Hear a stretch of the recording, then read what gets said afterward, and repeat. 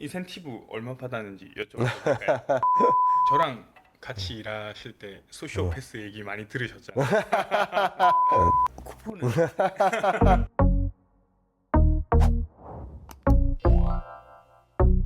두 손을 내밀어 느껴지는 이 세상에서 끝까지 걸어가고 싶어.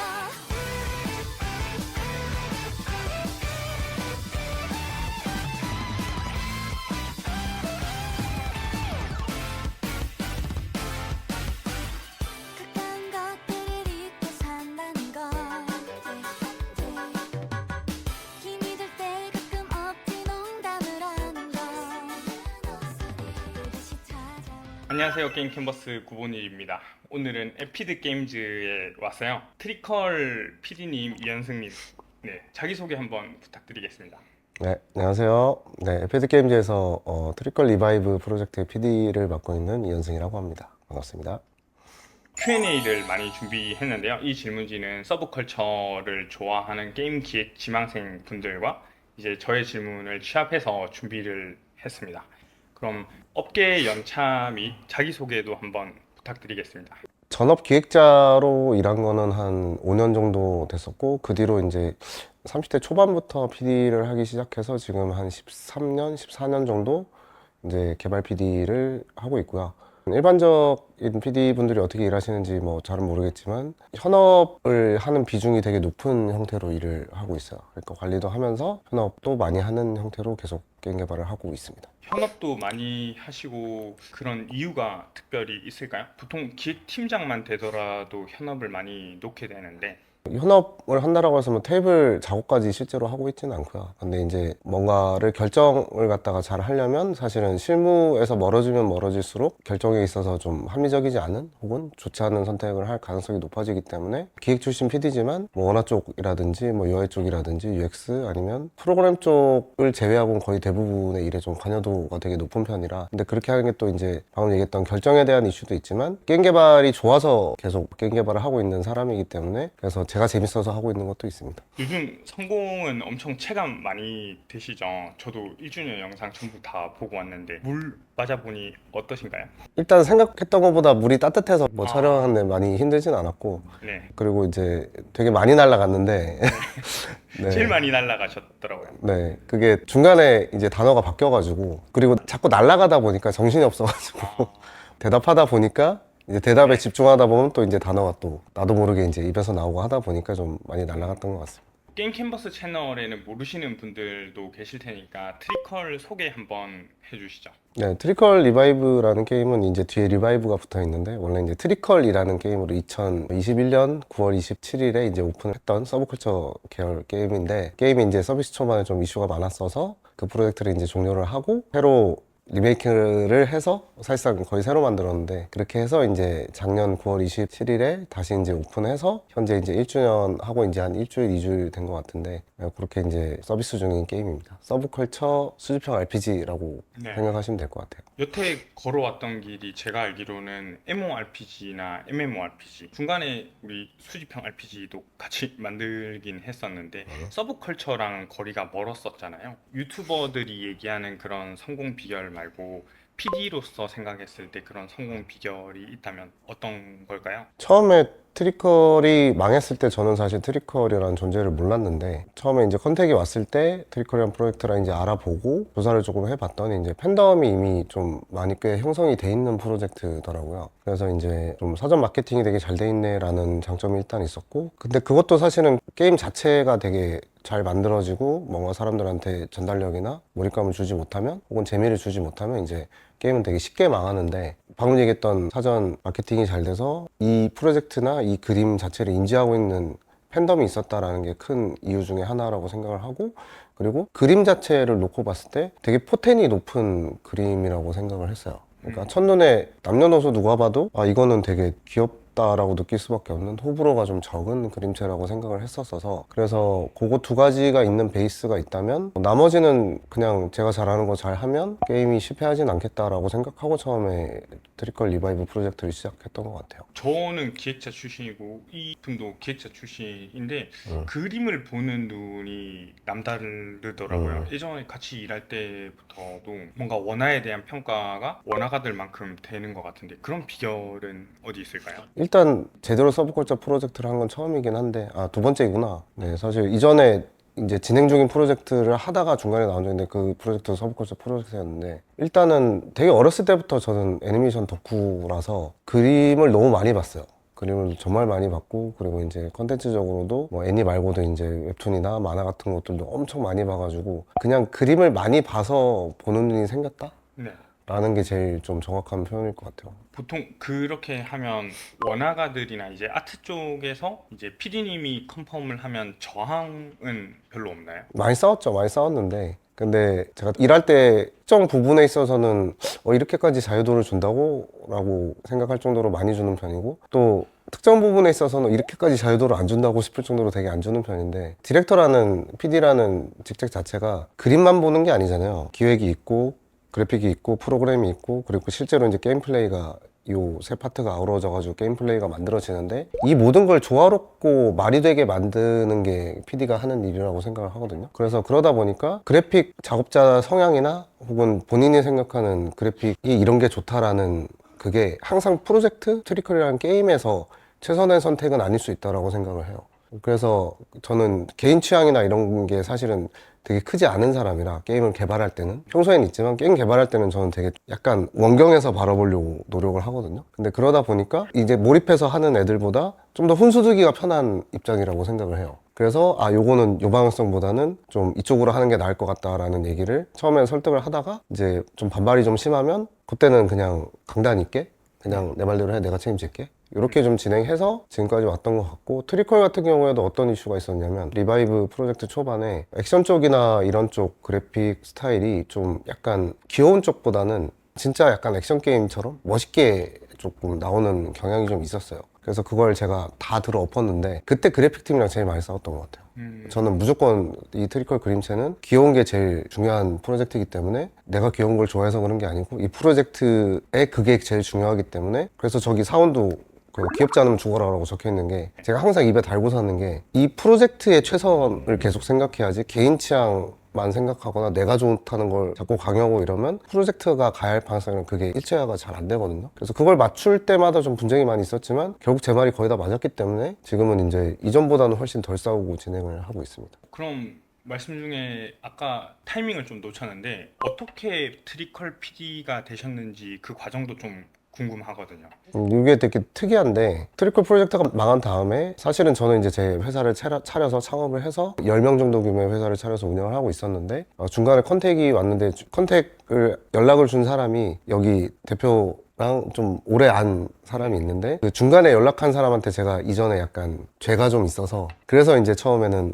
이거 좀 난리가 났으니까 봐줬으면 좋겠다라고 이제 그렇게 시작을 했다가, 와서 이제 여기 대표랑 기존 운영진들 그리고 일하고 있는 애들 이렇게 만나보니까 해봐도 되겠다?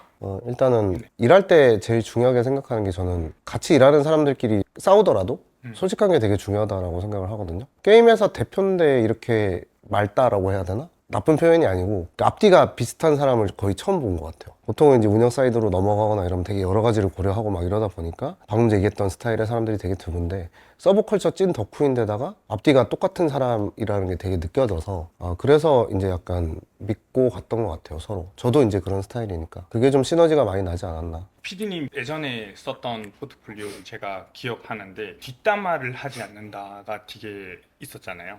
그래서 그쵸. 디렉터가 뭔가 어필 포인트가 뒷담화를 하지 않는다가 되게 인상 깊었어요. 직장 생활에서 사실 내가 대놓고 뒷담화 한다 이렇게 하는 사람은 없겠지만 그런 걸 어필하는 게 되게 특이하다고 생각을 했었거든요. 왜냐면 좀 진심으로 일하려면 저는 뒤에서 얘기 안 하고 앞에서 다 얘기했으면 좋겠어요. 뭐 불만도 마찬가지고 좋은 점도 마찬가지고 사람들이 사실은 뭐 부부도 마찬가지고 서로 솔직해지지 않으면은 일정 이상의 시너지가 나기 되게 힘들다라고 저는 생각하거든요. 본인도 아시다시피 레이저존 망한 것처럼 게임은 100개 만들면 사실은 80개가 중간에 접히고 뭐 시장에 나오는 게 한 20개밖에 안 되는데 그 중에 또 1년 넘는 것들은 1년 넘게 또 의미 있게 운영되는 것들은 그 안에서도 10%밖에 안 되잖아요. 그러니까 정말 뭔가를 녹여서 만들지 않으면 저는 되게 성공하기 힘든 시장이라고 생각하고 있어서 그래서 이제 좀 더 진심으로 일하게 만들려고 저도 그렇게 일하고 같이 일하는 애들한테도 그걸 되게 요구를 하는 것 같아요. 레이저존은 띵작입니다.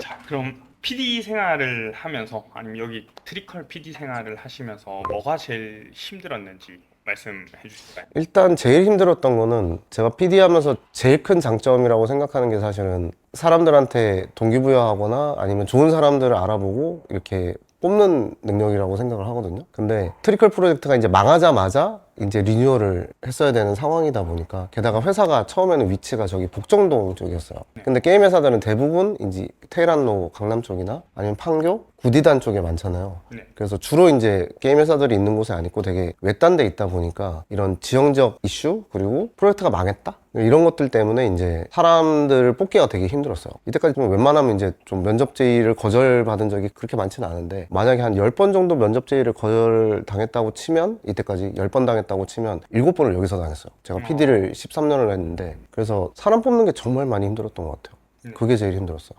역대급으로 힘들었다? 그럼 뭐가 제일 재밌었나요? PD 생활을 하시면서. PD 생활했을 때 제일 재밌었던 거는 이때까지 게임 개발했던 모든 상황 중에 여기가 제일 속도감이 있었거든요. 어떻게 보면 여러 가지가 빠르게 결정되고 빠르게 진행되고 그리고 일의 밀도도 엄청 높고 이러다 보니까 그 속도감 있게 게임이 만들어지는 그 경험이 되게 재밌었던 것 같아요. 왜냐면 진짜로 그냥 원래는 컨텐츠가 많이 추가되거나 그러니까 시스템적인 빌드업이 되고 이제 베타 단계 정도 돼서 이제 컨텐츠가 많이 추가될 때 게임이 좀 확확 나아지는 느낌이 드는데 여기는 프로토부터 시작해서 오픈할 때까지도 하루하루 계속 게임이 막 나아지고 좋아지거나 아니면 뭐 늘어나거나 이런 것들이 되게 체감되는 게 되게 진하게 느껴졌어서 저희가 이제 제대로 개발팀을 새로 세팅하고 오픈까지 거의 한 1년 반 정도 걸린 것 같은데 1년 반이 진짜 한 6개월처럼 느껴지는 1년 반이었어서 오랜만에 되게 엄청 몰두해서 개발을 해가지고 그 점이 제일 재밌었다? 그 속도감 있는 프로젝트가 됐던 비결은 무엇인가요? 일단은 게임 모델을 초기부터 되게 명확하게 잡았어요. 왜냐면 프로토타입 만들 때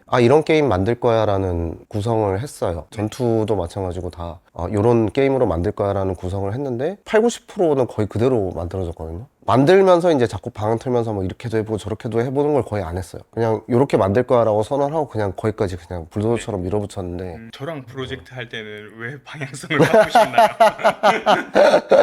그때는 약간 게임이 망한 절실함이 여긴 또 있었기 때문에 아.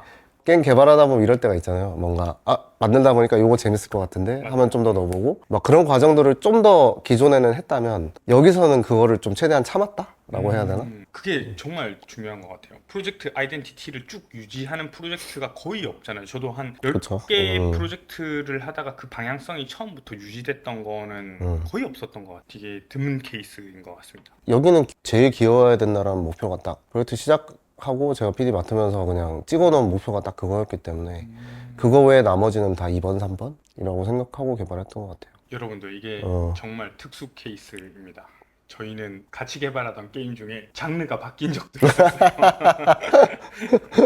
네, 그럼 이제 실제 대표님이랑 부대표님이랑 미디어에서 노출되는 거랑 실제로 같이 일해보면 좀 뭔가 다른 게 있을지 궁금합니다. 미디어나 팬분들이 아시는 그 이미지 약간 대표는 찐 오타쿠? 정말 좋아서 일을 하는 사람이라는 거는 거의 그대로인 것 같고 부대표 같은 경우에도 그 약간 광기 캐릭터 유미미라는 캐릭터로 사람들이 이제 지금 말씀을 많이 해주시는데 그 특유의 광기가 있긴 해요 실제로 특유의 광기가 있고 근데 그게 이제 되게 광기처럼 느껴지는 건 평소엔 되게 약간 살짝 조용한 편이거든요 부드럽고 약간 조용한 평소 이미지가 있는데 가끔 그런 광기짓을 할 때가 있어서 그러면 이제 이 갭 때문에 되게 광기처럼 느껴진단 말이에요 그런 점이 근데 또 이 회사 스타일이랑 또 맞다라고 생각을 하죠 여튼 게임 개발은 저는 재밌어야 된다고 생각하기 때문에 재밌어 보이면 좀 약간 미친 짓 같아 보여도 하자가 되니까 그게 되게 좀 재밌는 것 같아요. 우리 게임 캠퍼스 학생들도 트리컬에 좀 있잖아요. 그 친구들 근황도 좀 궁금하긴 해요. 다들 잘 다니고 있어요. 물론 이제 일이 이제 밀도가 좀 높아서 힘들어는 하는데 일단 당연히 게임이 잘 되는. 잘 되고 있으니까 뭐 좋은 것도 있고, 그리고 저를 겪어보고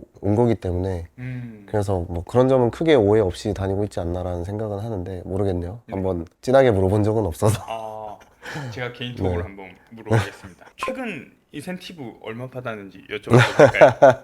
저희가 글로벌 오픈이 내년에 아마 할 텐데 그 전까지는 저희가 약간 회사 복지나 이런 거는 좀 늘려나가더라도 방금 얘기했던 그런 부분에 있어서는 약간 한 번에 좋게 잘 해보자, 뭐 그렇게 제가 좀 얘기를 많이 하고 있어서 이번에 뭐 인센티브는 아니고 복지적인 부분은 이제 전 직원 의자를 다 허먼밀러로 바꾸기로 했거든요. 그래도 인센 얼마 받았는지.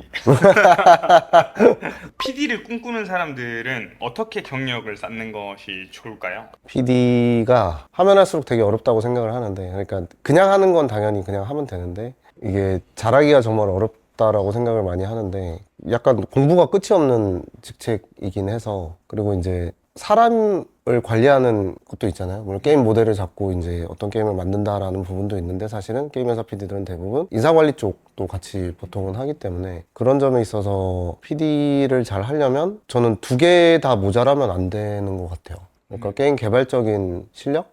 순수하게 뭐 그 사람이 이제 프로그램 출신이던 기획 출신이던 그래픽 출신이던 상관없이 자기가 그쪽 출신이라고 했을 때 최소한 그 파트나 그 부서 안에서는 되게 믿고 따를 만한 실력을 가지는 부분이 일단 1차적으로 되게 중요한 부분인 것 같고, 그리고 2차적으로는 그 팀 출신이 아님에도 불구하고 타 팀 관련이나 이런 사람들이랑 협업을 하는 거에 있어서 시너지가 나야 되는데, 근데 그러려면 사실은 참여를 많이 해야 된다는 생각은 해요. 최대한 그 개발 과정에 있어서 난 잘 모르니까 그냥 맡긴다 라고 PD를 하면 사실은 PD로서의 실력이 계속 늘어나지 않는다라고 생각하고, 분쟁이 좀 있다거나 혹은 그 사람들한테 약간 왜 이런 것까지 관여하지? 라는 눈총을 받더라도 도와주기 위해서 정말 협업을 하고 내가 나아지기 위해서 협업을 하는 과정들을 거치면서 내가 팀의 어느 정도 PD로서 어떤 포지션으로 어떤 PD의 형태로 일하는지를 계속 찾아 나가야 되는 직업이라고 생각을 하거든요. 그래서 이런 자세를 갖는 게 제일 중요하지 않나. 왜냐면 사람이 나아지려면 저는 제일 중요한 건 사실은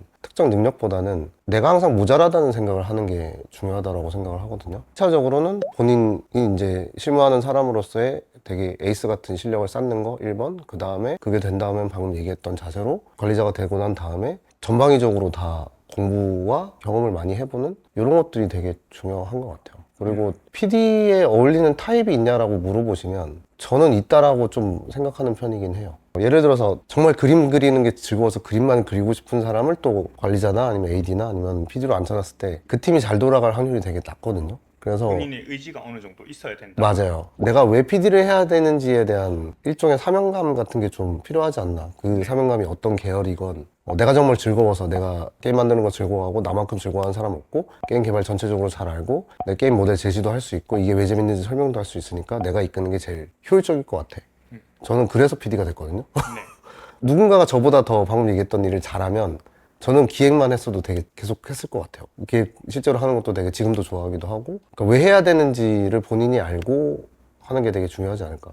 실무를 굉장히 잘하는 것과 매니지먼트를 잘하는 건 다른 문제잖아요. 말 끊어서 죄송한데 음. 무슨 질문할지 예상이 네. 돼서 저는 그게 떨어질 수 없는 능력이라고 생각해요. 두 실무를 개가. 잘하면 매니지먼트도 잘하게 아니요. 그게 아니고 네. 둘 다 필요하다는 거예요. 아. 이거 잘한다고 이거 잘하는 게 보장되지 않고 이거 잘한다고 이거 잘하는 게 보장되지 않는데 두 개는 다른 능력이에요. 근데 좋은 관리자가 되려면 둘 다 저는 잘해야 된다고 생각해요. 제가 궁금했던 거는 네. 실무를 되게 잘함에도 불구하고 매니지먼트를 잘 못해서 미움받는 팀장들도 있잖아요. 엄청 많죠. 보편적으로 우리나라 관리자들은 실무를 잘해서 올라갔는데 이 사람이 팀장 자질이 없어서 다시 또 눈총을 받는 일들이 많을 것 같아서 그런 분들은 어떻게 하는 게 좋을까요? 저는 일단 1차적으로 그 문제가 생기는 가장 큰 이유는 그 사람 잘못은 저는 아니라고 솔직히 생각은 하고, 저는 그 자리에 앉힌 사람 책임이라고 생각해요. 이 사람이 실무를 잘했으니까 팀장이 돼서도 잘할 거야 라는 걸 누군가가 올려준 거잖아요. 그러면 이 사람이 팀장을 했을 때 어떤 스타일로 하겠다, 리드 스타일이다 라는 걸 이 자리에 앉히는 사람이 알아야 된다고 생각해요. 그래서 이걸 모르고 안 쳤으면 이슈가 있고 이런 거에 대해서 기민하게 반응을 해야 되는데, 예를 들어서 팀에서 약간 이거 했을 때보다 이 사람 퍼포먼스가 떨어지고 사람들이 이제 관계가 불편해지고 하는 거면 저는 팀에서 중재를 해줘야 된다고 생각해요. 이 맡긴 사람이. 그리고 팀장 교육도 해야 된다고 생각해요. 이 사람이 직접 하는 게 아니라면. 저는 본인이 하는 게 맞다라고 생각하지만 1차적으로는. 근데 그게 안 돌아간다면 매니지먼트를 먼저 경험해본 사람들이 이 사람을 도와줘야 된다고 생각해요. 근데 그런 케이스가 썩 많진 않죠. 그럼 반대로 매니지먼트는 엄청 훌륭한데 실무를 잘 못하는 관리자는 네. 어떻게 생각하시나요? 저는 그게 되게 위험한 관리자라고 생각해요. 실무를 잘 못한다라는 거는 어떤 느낌이냐면, 매니지먼트만 잘한다는 거는 말 그대로 연결만 잘한다는 거고, 중요한 결정을 하는 거에 있어서 그 PD가 결정을 제대로 못할 가능성이 되게 높다라는 뜻이거든요. 근데 매니지먼트를 잘하다 보니까 사람들이 결정을 못하더라도 말을 잘 들어줄 거란 말이죠. 확고하게 이러면 게임이 좋은 게임이고 이런 걸로 향해 가고 있어 라는 거를 찍으려면 전 실무 능력이 필수라고 생각하거든요. 게임이 출시되거나 팀이 부드럽게 운영될 수는 있지만 문제가 덜하긴 하지만 좋은 게임이 될 확률은 되게 낮다라고 생각해요. 출시는 했지만 그냥 출시만 했다. 그래서 끝날 확률이 아주 높은.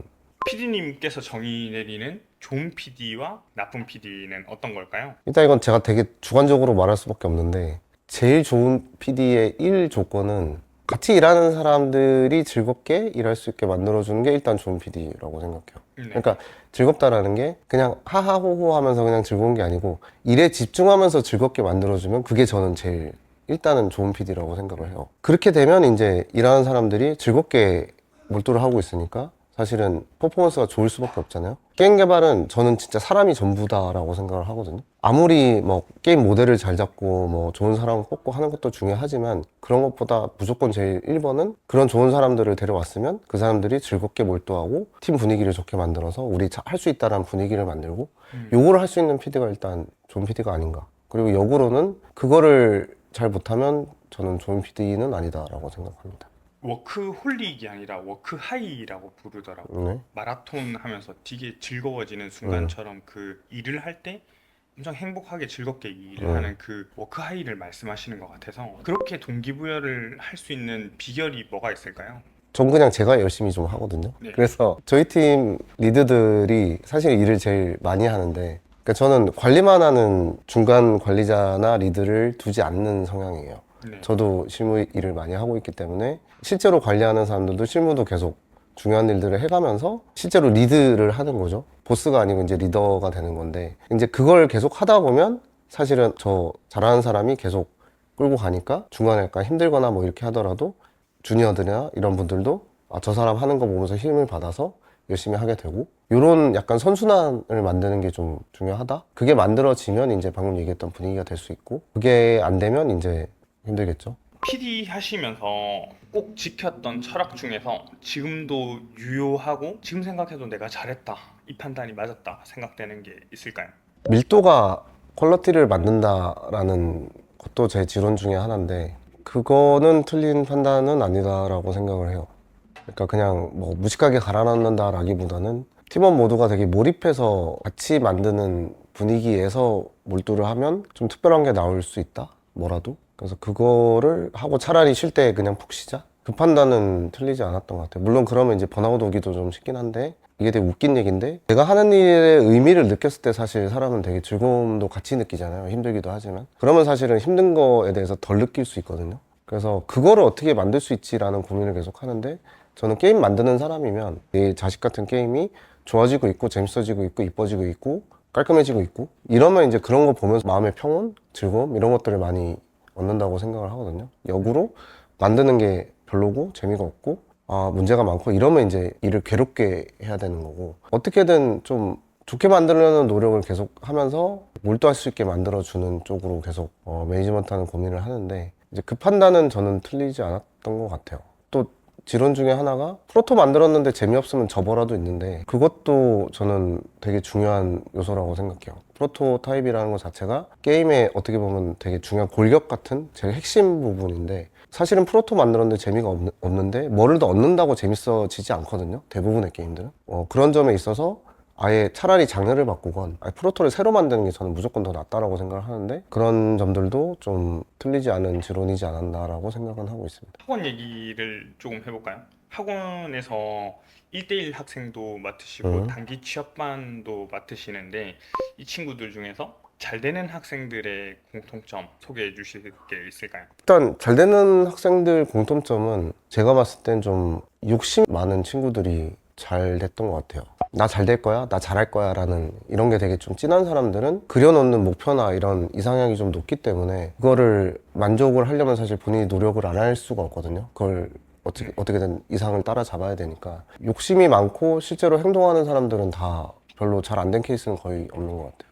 반대로 목표는 되게 높은데 약간 희미하고, 그리고 실제로 실행을 잘 안 하는 친구들이 되게 많은데, 왜냐면 목표가 희미하니까 노력하기가 힘든 거죠. 정확하게 어떤 단계로 해야 이 목표를 달성하는지를 모르니까. 예를 들면 N사 2개 중에 어디를 가고 싶어 라는 거는 저는 목표가 아니다 라고 생각을 하거든요. 왜냐면 뚜렷한 방법이 없잖아요. 당장 지망생 입장이나 이런 사람에서 뭐 어느 팀에서 어떤 공모가 나올지도 모르지, 뽑는 사람 성향도 모르지, 어느 팀인지도 아직 모르지. 근데 오늘 내가 어떤 게임을 플레이를 해보고 분석서를 남겨서 거기에 대해서 퀄리티를 매일 올려가겠다는 목표가 될 수 있거든요. 그러니까 차근차근 내가 실행해서 나 자신을 나아지게 만드는 목표를 잘 쌓아나가는 사람들이 저는 좀 대부분 잘 될 수밖에 없지 않나 라고 생각을 합니다. 그냥 게임만 플레이한다고 기획력이 뛰어나진다거나 실제로 내가 게임 기획자라거나 이렇게 좀 착각을 하면 안 된다? 그거는 사실은 방금 전에 얘기했던 그런 실제 게임 작업을 하기 위한 기초 체력을 닦는 거지, 그 기초 체력 자체가 사실 실력이 되진 않거든요. 그래서 그런 거의 차이점을 이론적으로 모르더라도 너무 멀리 안 쳐다보는 사람들이 대부분 좀 잘 됐던 것 같아요. 이번 질문은 좀 길어요. 의리랑 커리어를 선택하는 건데 제가 그대로 한번 읽어볼게요. 팀원들이 함께 고생하고 프로젝트가 곧 실패할 가능성이 높다고 판단될 때 이들과 끝까지 함께 남는 것이 의리일까요? 아니면 나의 커리어를 위해서 기회가 있을 때 더 좋은 직장으로 이직하는 것이 현명한 선택일까요? 팀과의 유대감을 배신하지 않으면서도 나의 미래를 위해서 어떻게 타협할 수 있을까요? 그거는 이 프로젝트 자체에 대해서 어느 정도 책임감을 가지고 있는 직책이냐에 따라 다를 것 같아요. 예를 들어서 PD가 그러면 그냥 무조건 남아야 되는 거고요. 당연히 무조건 런치까지 하는 게 저는 맞다라고 생각을 하고, 아주 특수한 경우 아니라면. 근데 그때도 저는 미안한 마음을 가지고 있어야 된다라고 생각을 하고, 빚이라고 생각해야겠죠, 그런 행동을 하더라도. 그런데 책임이 크지 않은 직책 같은 경우에는 저는 자유롭게 이직해도 전혀 그게 잘못되진 않았다라고 생각해요. 본인의 미래를 위해서. 맞습니다. 저는 그렇게 생각해요. 책임감이 크면 의리를 지켜야 되고, 책임감이 크지 않은 직책이라면 의리를 그렇게 크게 생각하지 않아도 된다. 이게 제 답변입니다. 이것도 케이스 바이 케이스긴 한데 의리를 지켰을 때 남아있는 개발자들이 이 친구가 열심히 개발하고 열심히 한 친구인 걸 알게 되기 때문에 또 그 다음 회사에서 불러주거나, 그렇게 의리를 지켰을 때 나오는 이득 같은 것도 좀 있잖아요. 있긴 한데, 저는 게임이 잘못됐을 때 되게 여러 가지 이유가 있겠지만 일단은 팀 합이 안 좋아서 실패했을 가능성이 높다라고 생각을 하거든요. 아까도 얘기했지만 게임은 저는 사람이 전부라고 생각을 하기 때문에, 그러면 저는 실패한 프로젝트를 같이 했는데 그 다음에 똑같은 멤버가 모여서 똑같은 프로젝트를 했을 때 성공할 가능성이 높다라고 생각하진 않아요. 뭔가 핵심 인력 중에 최소한 3분의 1 정도는 다른 사람으로 바뀌거나. 그래서 의리가 모르겠어요. 기존에 좋은 팀이라고 생각하고 세팅했는데 어찌됐건 저는 사람들이 게임을 런칭을 했는데 잘 안 되면 그게 유지되는 걸 거의 못 봤거든요. 사실은 거의 못 봤어요. 그래서 대부분 다 이렇게 흩어지는데, 팀 시너지가 그나마 조금 있었던 것도 다 사라진단 말이죠. 근데 그게 아깝다는 생각은 해본 적은 있지만 당연하다는 생각도 해요. 왜냐면 우리는 같이 해서 실패했잖아요. 그래서 그것도 좀 사실로 받아들여야 되지 않을까? 또 이직이 자유로운 시장이다 보니까 더 그런 것 같아요. 그래서 전 중요한 게 본인이 최대한 본인 퍼포먼스를 잘 낼 수 있는 회사나 프로젝트를 선택해서 가는 게 중요하다라고 생각해요. 그런 사람들이 일정 비율을 넘으면 이제 게임이 성공할 가능성이 비약적으로 상승하는 거고, 그게 이제 평범하면 이제 평범하게 출시를 못하거나 망할 확률이 높아지는 거고. 이 질문도 되게 길고 재밌는데요. 이제 피드백을 유저들에게 받는 것과 개발자들의 비전을 유지하는 것, 유저들이 원하는 피드백을 반영할 것인지 아니면 기획자나 PD로서의 비전을 고수하는 것, 그 두 개 중에서 꼭 선택해야 된다면 어떻게 하고, 그 두 가지가 만약에 충돌한다면 어떤 판단을 내리시겠어요? 게임이 오픈해서 이제 실제로 되게 많은 분들이 플레이하기 전까지는 개발팀 의견을 제 의견 포함해서 어떻게 보면 줏대 있게 가는 게 맞다라고 생각을 하고요. 서비스 이후에는 저는 유저분들 말씀을 꽤 많이 들어야 된다고 생각하는 편이에요. 왜냐면 실제로 개발할 때는 저희가 제일 많이 플레이를 한 사람들이지만 실제로 게임이 서비스가 되고 난 다음에 되게 많은 분들이 되게 다양한 입체적인 의견들을 많이 주시는데 사실 되게 많은 부분들이 겹치면 그거는 잘못됐을 확률이 되게 높아요. 혹은 되게 좋을 확률이 되게 높아요. 그 부분이. 네. 장점일 확률이 높고 단점일 확률이 높기 때문에 그런 부분들을 인정하고 그 다음 업데이트 플랜이나 앞으로 만들어질 뭔가 게임의 모델을 잡아가는 게 맞다라고 생각을 합니다. 트리컬도 실제로 지금 그렇게 한 지 꽤 오래됐고요. 유저들의 반응을 많이 들어서 그렇죠. 잘된 케이스인 거죠. 그렇죠. 저희는 반응을 되게 빨리 했어요. 적극적으로 들었고 맞다고 생각하면은 꼰대처럼 안 굴었어요. 근데 넷플릭스나 아니면 국내 아침 드라마 같은 걸로 비유를 하자면 넷플릭스는 사전으로 제작을 해서 그 디렉터나 감독의 정신이 그대로 묻어 나오는 프로젝트고 아침 드라마나 뭐 스카이캐슬 같은 드라마들을 보면 시청자 게시판을 많이 반영을 해서 만드는 케이스잖아요. 이게 게임 업계와 어느 정도 공통점이 있을까요? 그런 측면에서 봤을 때 뭔가 넷플릭스 같은 사전 제작을 하는 것들은 뭔가 영혼이 계속해서 남는 느낌인데 그런 아침 드라마 느낌으로 변질되어서 좀 방향성이 이상해지진 않을까? 이게 콘솔이랑 온라인 차이인 것 같은데 모바일도 이제 약간 온라인 형태의 서비스를 저희는 하고 있으니까 장기 서비스를 하는 케이스 같은 경우는 저는 게임은 무조건 더 나아질 수 있거든요. 모든 게임은 완벽한 게임은 세상에 존재하지 않고 항상 더 어떤 방향성으로는 나아질 수 있는데 그런 점에 있어서 이제 콘솔 게임은 나오자마자 사실 평가가 거의 끝나잖아요. 그래서 그게 오히려 넷플릭스 드라마 쪽에 가깝다고 생각을 하고 일반적인 온라인 게임 쪽 저희처럼 이제 계속 뭐 2주마다 업데이트하고 이런 게임들은 당연히 스카이캐슬 쪽 이 맞다라고 생각을 해요. 왜냐면 계속 만지고 나아지게 만들 수 있고 그리고 서비스를 길게 하니까. 또 재미난 밸런스 게임입니다. 인성 파탄 천재 기획자와 인성 좋은 바보 기획자. 어떤 채용을 하시겠습니까? 저는 둘 다 싫은데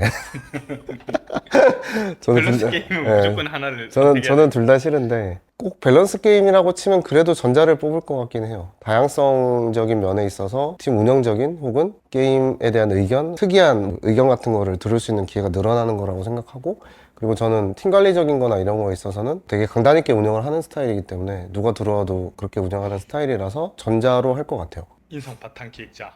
네. 인성 파탄 기획자 트리콜로 지원하십시오. 농담입니다.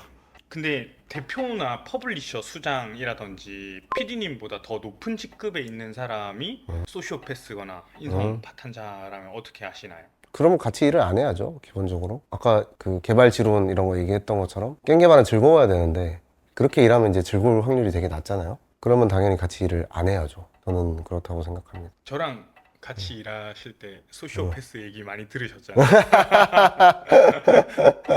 그거는 열정이 크고 그리고 PD로서의 숙련도 부족이라고 해야 되나? 너무 극티라서 뒷담화는 안 까도 제가 앞담화는 되게 잘 까잖아요. 뭐 그런 점 때문에 이제 그런 얘기도 들리고 막 이런 얘기 했었는데 지금은 뭐 당연히 이제 그런 얘기는 당연히 안 듣고 나이도 이제 들고 이제 사람들을 많이 겪고 저도 이제 PD를 많이 해보다 보니까 그때는 저도 사람에 대해서 이해의 범주가 좀 좁았던 것 같아요. 근데 사람이 사람에 대해서 이해의 범주가 좁으면 오해할 확률이 높아져요. 오해가 많아지면 화가 나요. 그러면 이제 사실은 화를 내게 되는데 근데 그러다 보면 이제 당하는 입장에서는 저 사람 왜 저렇게 화를 내지가 될 수 있단 말이죠. 근데 지금은 이전에 비해서는 한 10분의 1 이하로 화를 내거든요.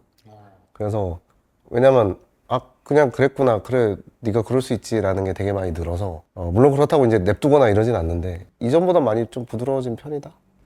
여러분들 이 PD님은 제가 처음 만났을 때 제 기획서를 발기발기 찢은 사람입니다. 그리고 제가 이런 질문을 하는 게 저희가 10년 넘게 같이 일해서 워낙 편해서 이런 질문을 하는 거기 때문에 감안하고 봐주시면 좋겠습니다. 아니면 진짜 악플이 엄청날 수도 있어가지고.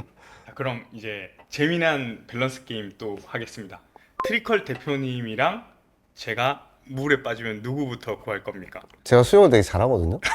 네. 엄청 잘해요. 둘이 딱 쳐다보고 빠져 죽을 것 같은 애를 먼저 구하지 않을까. 너무 잘 빠져나가시는데 꼭 한 명을 선택해야 됩니다. 둘 다 맥주병이라고. 대표님 듣고 있나요? 근데 제가 알기로는 대표가 맥주병이 아니거든요. 그래서 아마 본인 원장님을 구해야 되지 않을까. 저도 남산동 물개입니다. 자, 그럼 다음 질문 가겠습니다. 수집형 RPG의 장르 수명을 어떻게 생각하시나요? 업계 내에서 이 장르 수명 자체를 걱정하시는 분이 있어서 이 질문을 한 것 같습니다. 저는 수집형이 서브컬처 계열 게임이 생명력이 좀 많이 긴 편이라고 생각해요. 왜냐면 경쟁이 일단 메인이 아니고 경쟁은 하다 보면 지칠 수밖에 없거든요. 같은 패턴의 플레이가 이어질 수밖에 없어서 무조건 지치는데 서브컬처 쪽은 일단 캐릭터랑 스토리가 되게 중요해서 그 세계관이랑 캐릭터에 빠져들어서 사실은 애정 때문에 게임을 하는 경우가 되게 많단 말이죠. 그 얘기는 즉슨 세계관이랑 매력적인 캐릭터 그리고 그 캐릭터가 활약하는 모습 이런 것들이 이어진다면 사실은 생명력이 되게 길어질 수 있다라는 뜻이거든요. 물론 이제 업데이트를 계속 잘 해나가고 그 세계관적인 빌드업을 잘 해야 되겠지만 그래서 저는 일반적인 그런 경쟁형 게임보다는 되게 긴 편이라고 생각은 하고 있어요. 그럼 같이 일하고 싶은 기획자나 아트나 프로그래머들의 타입 한번 설명해 주시겠어요? 일단 저는 프로그래머부터 먼저 말씀드리면 여기 애들도 다 그렇게 세팅을 했지만 프로그래머라고 약간 특권의식이나 그런 거를 가지신 분들이 가끔 있어서 좀 그런 게 얼마나 없는지를 많이 보는 것 같아요. 기본적인 코딩 실력도 있지만 얼마나 이제 협업을 잘 하냐? 기획 그래픽 쪽에서 좀 택도 아닌 거 가져오더라도 재밌어 보이면 그냥 손이 좀 많이 가더라도 흔쾌히 같이 할 수 있는 좀 그런 부분을 되게 많이 신경을 썼던 것 같아요. 팀 세팅할 때. 그래서 오히려 그렇게 세팅하다 보니까 좀 기획이랑 그래픽 애들이 약간 버릇이 나빠지긴 했는데 적용이 살짝 있긴 하지만 근데 이런 점을 좀 프로그래머 분들 뽑을 때 좀 많이 중요하게 생각을 하고 그래픽 쪽 같은 경우에는 당연히 이제 눈으로 제일 유저분들한테 바로 보이는 부분이니까 프로젝트 적합도라고 해야 되나? 트리컬로 치면 이제 귀여운 거 좋아해? 얼마나 좋아해? 서브컬처 뭐 얼마나 많이 해봤어? 실제로 어느 정도의 오타쿠야? 이런 것들 좀 많이 보는 것 같아요. 기본적으로 그래픽 쪽이 좀 더 저는 프로그램도 코딩 쪽은 그렇지만 눈에 보이는 딱 장인스러운 면이 좀 중요하다고 생각을 하는데 그리고 이제 얼마나 장인스럽게 일을 하느냐? 예를 들어서 적당히 괜찮게 나왔는데 여기서 만족해 안 해? 도자기 장인처럼 또 깨부수고 이거보다 더 낫게 할 수 있으면 그냥 일정 하루 이틀 더 걸리더라도 새로 그린다든지 전 이런 거를 좀 많이 중요하게 생각해요. 나 여기서 더 할 수 있으면 더 그냥 하려고 하는 그런 성향? 그리고 기획 같은 경우에는 일단 제일 좀 많이 보는 게 재미를 설명할 수 있나? 재미를 설명을 못하면 왜 하는지 설명할 수 있나? 그리고 문서 작성은 당연히 이제 많이 보고 왜냐면 이제 능숙할수록 문서 작성 시간이 짧을수록 사실은 고민을 길게 할 수 있잖아요. 컨셉팅이나 아니면 기획 의도 쪽 고민을 많이 할 수 있으니까 그런 것들 좀 많이 보고 그리고 이제 만드는 게임 플레이를 얼마나 많이 하느냐? 물론 이제 프로그램이랑 그래픽 쪽에도 저는 트리컬 플레이하는 걸 되게 요구를 많이 하지만 기획 쪽이 제일 많이 해보고 많이 실제로 느껴보고 뭐 이런 것들이 되게 중요하다라고 생각을 해요. 그래서 개발을 하는데 자기 게임 플레이 안 하는 기획자는 안 뽑으려고 한다? 레퍼런스 게임도 되게 많이 해야 되고 본인의 게임도 많이 해야 되고 그렇죠. 본인의 게임 많이 하는 게 결국 영향력이나 발언권이랑 정비례하는 것 같은데요. 그렇죠. 그리고 그 만드는 게임의 재미에 얼마나 내가 싱크로율이 높은가가 되게 중요한 것 같아요. 그래야지 이 게임의 재미를 내가 아니까 이런 점에 있어서 어떤 부분을 더 추가하거나 변경하거나 하면 재미가 훨씬 있겠네 우리 게임 플레이하는 사람들 이런 걸 이제 해내야 되는 게 기획자라는 직업이기 때문에 그냥 자기 게임 플레이 안 하면서 그냥 문서만 치고 이런 기획자는 저는 뽑지 않는 편입니다. 기획은 잘 하는데 탑 게임은 잘 하는데 서브컬처에 대한 이해가 없는 사람이라면 어떻게 보시나요? 저는 그거는 좀 서브컬처 게임 만들기에는 좀 어렵다라고 생각해요. 서브컬처 감성을 명확하게 저는 이해를 해야 그 장르의 게임을 잘 만들 수 있다라고 생각을 하기 때문에 그리고 그 감성이 아닌데 와서 만들더라도 만드는 과정이 그 사람한테 재밌을까라고 물어보시면 저는 아닐 확률이 되게 높다라고 생각하거든요. 그래서 서로한테 좋은 선택이 아니다? 저희 학원에서도 상담받을 때 굉장히 이런 얘기를 많이 하는데요. 장르가 많다고 해서 뭐 리니지 라이크 쪽으로 가고 싶어요 이러는데 별로 게임을 안 해보거나 이러면 그러면 왜 그 회사로 가려고 해요? 라고 많이 물어보거든요. 이게 이제 지망생들이랑 실무자들의 그 플레이 경험의 갭이라고 생각을 해요. 본인이 참여하고 싶은 그런 프로젝트도 굉장히 많이 플레이 경험을 쌓아야 합니다. 반대로 그럼 같이 일하고 싶지 않은 기획자나 뭐 프로그래머나 아티스트를 설명해 주시겠어요? 프로그래머는 아까 얘기했던 특권의식 되게 있고 테이블 짤 때나 이럴 때도 프로그래머들이 편한 테이블 구조랑 기획자들이 편한 테이블 구조가 완전 틀리거든요. 그래서 저는 근데 기획자한테 무조건 맞춰야 된다고 생각해요. 왜냐면 실제로 테이블을 제일 많이 실작업을 하니까. 그러니까 이런 점에 있어서 약간 특권의식이 있거나 이런 프로그래머가 제일 안 좋은 프로그래머라고 생각을 하고 기획 같은 경우에는 입기획자 꽤 있잖아요. 그러니까 입으로는 맨날 떠들고 재미 어쩌고저쩌고 얘기하면서 손으로 안 움직여요. 그런 기획자들 되게 많아서 절대 같이 일 안 하는 유형이고, 그래픽 같은 경우에는 방금 아까 얘기했던 그냥 적당히만 일정치는 좀 그런 그래픽 디자이너들이랑은 저는 좀 일하고 싶지 않다. 저는 그래픽이 사실은 팀에 제일 실제 개발을 할 때 에너지를 제일 주기 좋은 직종이라고 생각해요. 우리 팀 안에서. 왜냐면 트리컬러 치면 되게 귀엽고 특이하거나 이쁘거나 이런 걸 해서 이제 슬랙이나 이런 데 올려가지고 이제 공유를 해서 이런 거 만들었어요 라고 하면 저희 되게 좋아하거든요. 이런 이쁜 애가 들어간다고, 이런 귀여운 애가 들어간다고. 그러면 게임 만드는 거에 대한 되게 동기부여가 된단 말이에요, 1차적으로. 그래서 그런 플러스 알파를 계속 주려는, 물론 이제 본인은 그냥 잘 그리고 싶어서 그렇게 했을지라도 아까 얘기했던 그런 성향이 없으면 그런 찬스나 기회들이 게임 개발할 때 계속 없다라는 뜻이니까 프로그램이랑 기획 쪽에서는 에너지를 못 받아 먹는 거죠, 그래픽. 그래서 그런 거가 있는 사람이어야 된다. 그리고 그런 사람들이 결국 제일 잘하는 그래픽 디자이너가 되지 않을까라고 생각합니다. 면접을 엄청 많이 보셨을 텐데 면접관으로서 이 사람을 한 번에 알 수 있는 그런 필살기 질문 아니면 본인이 선호하는 그런 단골 질문이 있으면 어떤 걸까요? 제가 면접 때 자주 물어보는 질문이, 이거 얘기하면 약간 스포일러인데, 앞으로 면접 보는 사람들이 이거 영상 보면 스포일러인데, 뭐 몇 가지만 얘기를 하자면, 일을 열심히 하는 이유가 뭔지라는 질문을 자주 해요. 당신이 이 직업을 지금 선택해서 뭔가를 하고 있는데, 일을 만약에 이제 한다라고 쳤을 때 그 동기가 도대체 뭔지를 물어봐요. 그게 돈이냐? 뭐 아니면 그냥 이게 일이 그냥 재밌는데, 재밌다고 하면 어떤 점이 재밌냐? 그러니까 일을 하는 거에 대한 동기에 대한 질문을 일단 되게 자주 하는 편이고, 또 자주 하는 질문이, 이건 약간 웃긴 질문인데, 살면서 했던 가장 나쁜 짓이 뭔지라는 질문도 해요. 그거는 약간 뭐 함정파는 건 아니고, 얼마만큼 솔직하게 얘기할 수 있어 라는 부분을 체크하는 거예요. 저는 이 회사 운영하면서 아까도 얘기하는 게, 솔직한 소통하는 게 되게 중요하다고 생각하거든요. 근데 그걸 어디까지 네가 깨부술 수 있어? 이게 면접 자리인데? 라는 걸 사실 시험하는 거예요. 그거를 되게 막 난처해 하면서도 어떻게든 얘기를 해내면 저는 가산점을 엄청 많이 주는 편이고, 그걸 그냥 편하게 별거 아닌 얘기 그냥 해서 넘어가려고 하면 저는 조금 실망을 하죠.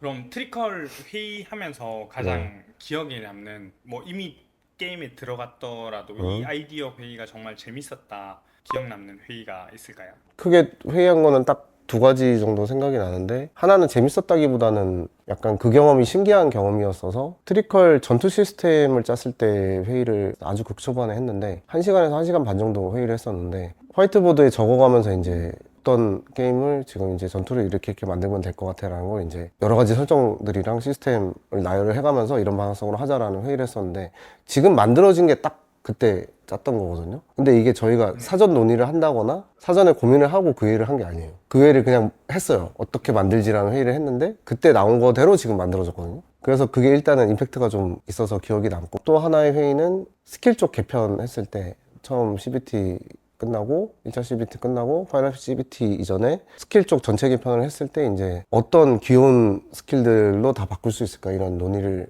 한번 크게 한 적이 있는데, 그때 회의도 상당히 좀 약간 진짜 뭐 말도 안 되는 소리 하고 있어 이런 의견들도 되게 많이 나왔고 재밌는 의견도 많이 나왔고, 그래서 그 회의도 조금 기억에 남습니다. 트리컬 다음 업데이트 내용 그럼 가주시죠. 이런 건 벨빙인가요? 네, 그거는 뭐 당연히 회사 딴에서 말이 안 되는 소리라서. 네. 네, 그래도 저한테만 조금 네, 네. 쿠폰을 저희 직원들도 내부 쿠폰이 없어요, 실제로. 여러분들 게임회사 다니시는 분한테 이런 부탁을 하면 이게 정상입니다. 보안을 철저히 합시다. 네. 그러면 서브컬처 취준생들, 게임 기획자분들한테 할 한마디 있을까요? 진심을 포트폴리오에 녹일 수 있으면 저는 기회가 있지 않을까라고 생각합니다. 그냥 서브컬처 해봤어요, 알아요 이런 게 아니고, 얼마나 내가 여기에 진심인지를 포트폴리오 소재나 문서 소재나 아니면 자기 PR이나 이런 거에 전체적으로 잘 진심을 녹여낼 수 있으면, 오버한 얘기가 아니고 진심을 이제 정돈해서 잘 전달할 수 있으면 기회가 있지 않을까라고 생각합니다. 필수적으로 그럼 해야 되는 레퍼런스 게임, 실제 게임 이름을 들어서 설명해 주실 수 있나요? 저는 서브컬처 1항이 중국이라고 생각하기 때문에, 네, 원땡이나 뭐 명땡, 방땡이나 호땡은요? 그거 저도 실제로 중국 쪽 게임 많이 해보는 편이고요. 잘 배우고 따라가려고 노력하고 있기 때문에 여튼 잘 만든 서브컬처 게임이다라고 하고 본인이 애정을 쏟을 수 있다라고 하는 거면 저는 뭐든 상관없다라고 솔직히 생각은 하거든요. 네. 그래서 애정을 쏟아서 즐겁게 할 수 있는 서브컬처면 상관없지 않을까? 뭐든. 마지막으로 하고 싶으신 말 해주시죠. 뭐 오늘 인터뷰 한 것도 마찬가지고 에피드 게임즈에서 현재 이제 추가 채용을 진행하고 있어요. 어느 파트를 하고 있냐면 전투 밸런스 기획자 약간 시니어급? 주니어 이상? 주니어 중에서도 약간 연차가 있는 주니어 네. 분 한 분 채용 진행 중이고 그리고 이제 캐릭터 원화가분 그리고 이제 배경 원화가분 그리고 사업 PM 쪽도 이제 2분 정도 구인을 하고 있고 그리고 QA 쪽도 구인을 하고 있어요. 2명 정도 아마 채용을 할 것 같은데 그런 쪽으로 서브컬처 되게 좋아하시고 에피드 게임즈나 아니면 혹은 오늘 이제 인터뷰 내용 들어보시고 어떻게 운영되고 있는 회사구나 라는 거에 대해서 약간 호감이 좀 있으시거나 이러면 좀 적극적으로 지원해 주셨으면 감사하겠습니다. 네. 네, 저 전투 밸런스 잘해요. 이것으로 이번 컨텐츠를 마치겠습니다. 행복한 하루 되세요. 네, 감사합니다.